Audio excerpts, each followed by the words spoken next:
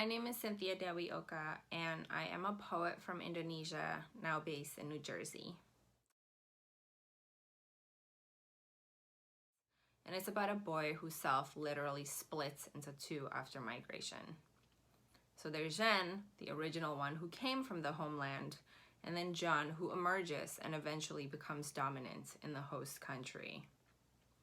Jen is not quite gone, but he does recede over time into the background so that after a while even his parents can't see him.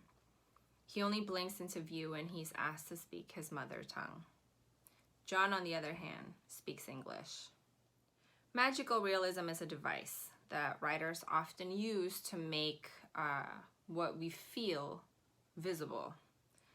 In that way, it can reflect back to us our condition often more accurately than if we just tried to explain it. I relate very much to this story, having migrated to Canada when I was 10 years old and having to teach myself English. I recognize the bullying Jen was subjected to, the other self that grew really out of the need to protect himself, but eventually became a trap. I recognize his gradual silencing. It doesn't happen all at once, and the most tragic part is that a lot of it is self-inflicted. I recognize what it's like to feel unseen, and necessarily so. I mean, I'm an Indonesian writer writing in English because that's where I live now. Bahasa Indonesia being silenced in my daily life, at work, at home, when I was growing up at school, with my friends, that is the condition of my being able to say anything at all. It's the condition that allowed me to write, to publish, and be taken seriously enough that I was invited to be part of a literary festival back in Indonesia, where I got to meet the wonderful people at Intersastra and have the opportunity to speak here on this platform with you right now. So because of migration, my silence is also the condition of my speech. If I were to speak in Indonesian right now, I would not be able to articulate myself as clearly or with as much complexity. I would stumble. I would be looking for this or that word. I would make mistakes.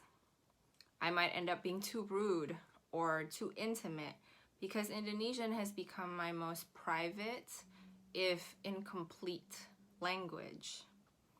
Which is to say, I know how to say more things to you than I know how to say things to myself. Indonesian did not get to grow up with me. It did not get to evolve with me.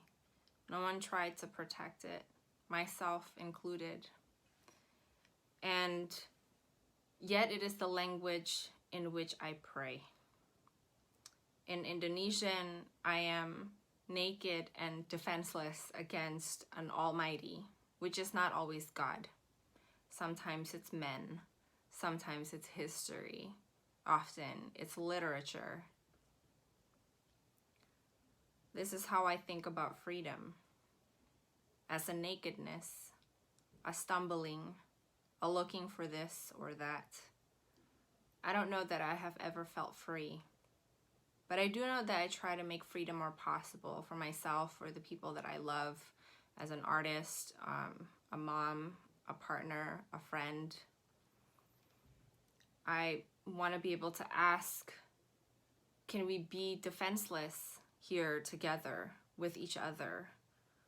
Can we not know how to do something and figure it out together? Can we look for what we have never had or have irreparably lost and can barely remember or imagine?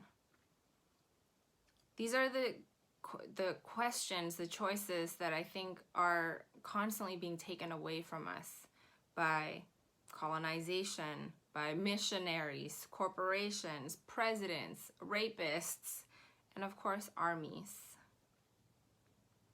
Sometimes we take them away from each other too because that's what we've been taught how to do.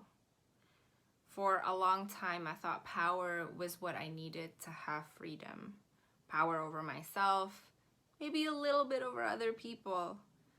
But recently, what I've been learning is that it's not power that makes those choices to be together more possible.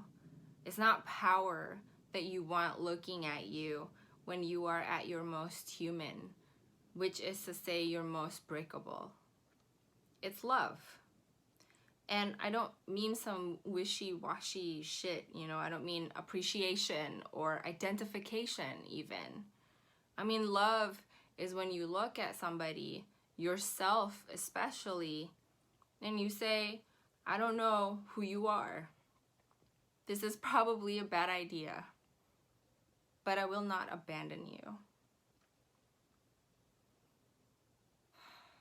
Saya berpikir seharusnya bahasa Indonesia sudah mati di dalam hidup saya. Bagaimana dia tetap bertahan walaupun dipenjara, diabaikan, dipotong-potong, dikubur. Ternyata dia lebih kuat dari seluruh sejarah dan kekaisaran Amerika. Ternyata dia tahan banting. Dia nggak tahu menyerah. Terima kasih.